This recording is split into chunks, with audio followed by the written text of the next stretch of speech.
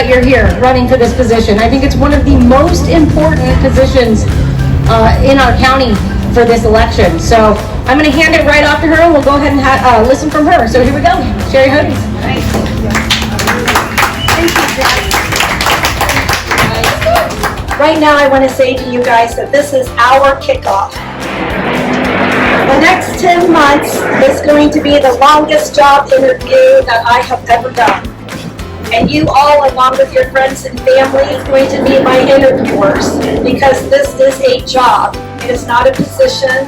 It is not something where we rest on other people's laurels. We roll up our sleeves and we go to work.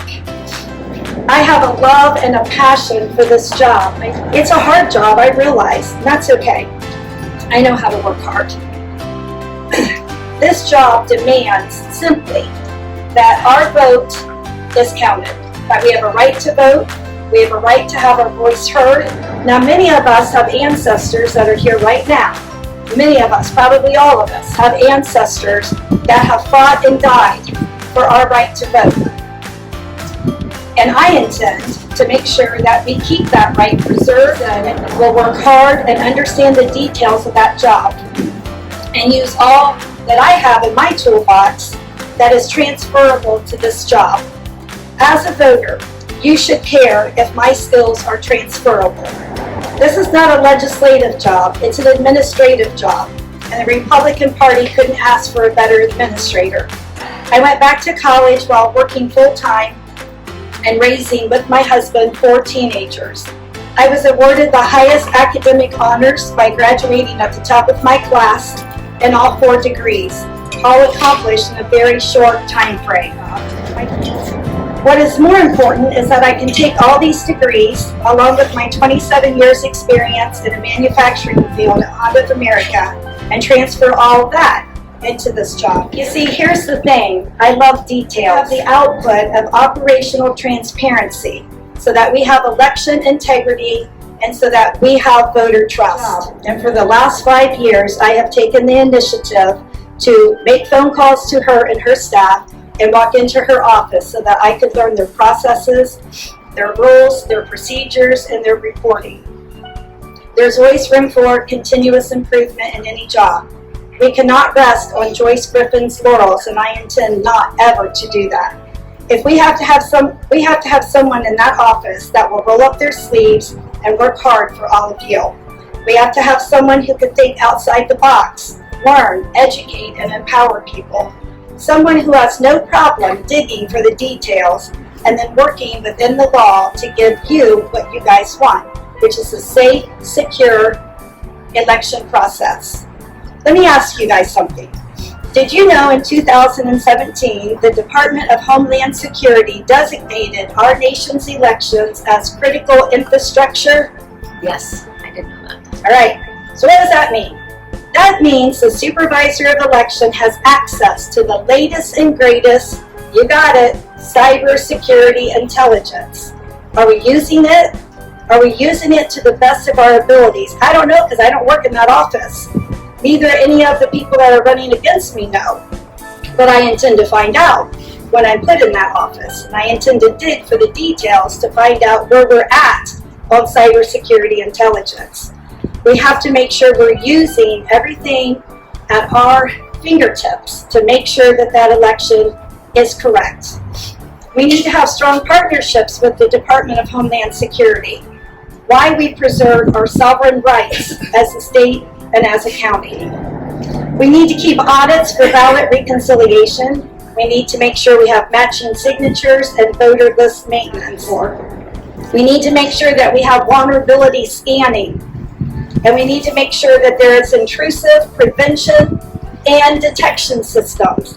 I could go on and on, but if I tell everybody all these great ideas and details that I have, I'm kind of certain some of the other folks might just follow me and start copying me.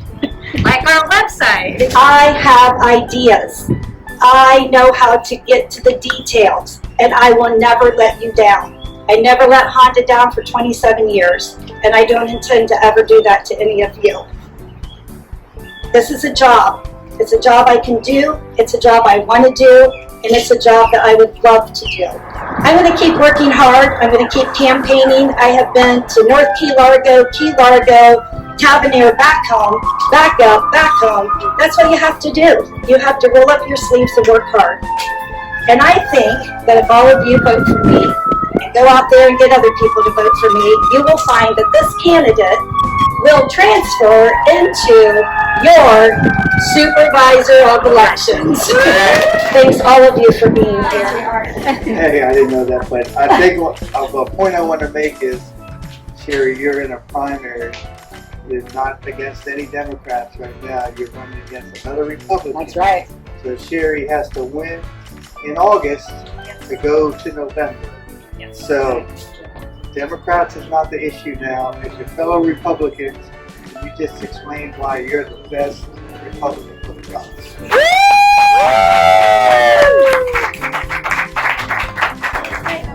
Yeah, be careful what you wish for, because you may get it. And then I have to tell you something. Margaret Monroe jumped in. And so I'm like, wait a minute. Who do we have here? Sherri versus career politician versus career politician versus whatever.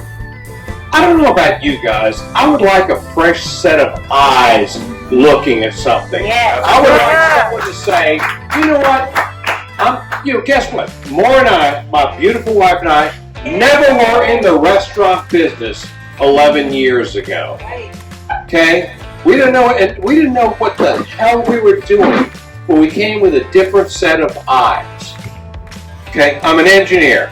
She got a full scholarship in other stuff that I'm not going to talk about, but she's a gourmet cook.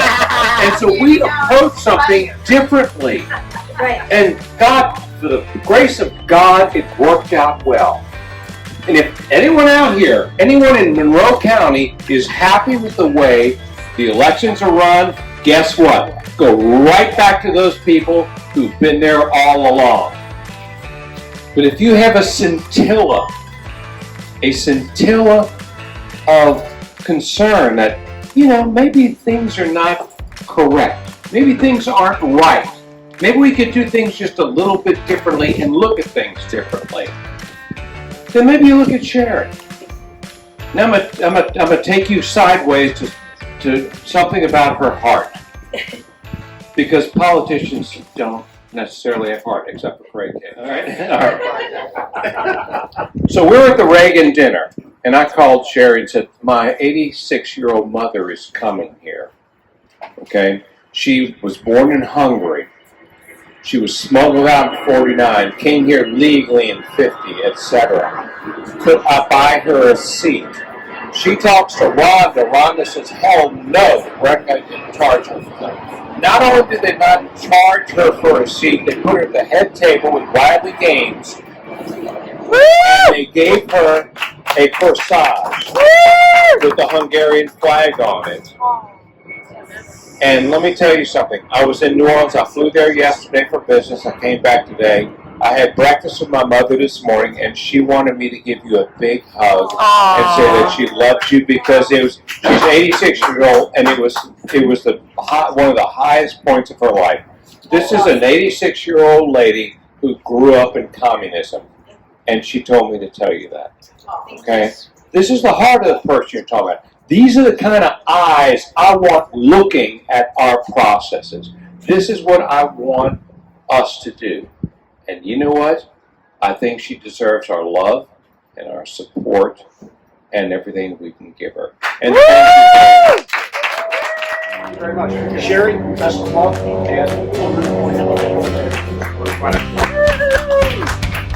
Lorraine, this has been very cold for everyone. You guys are the diehards. We love you all so much for doing this. So if anybody here wants to host a little meet and greet in your home or your business for Sherri, please reach out to, me or any of the other girls here. You have the cards where you can get in touch with us. So if you have a business, you want to host something or just a little meet and greet in the house,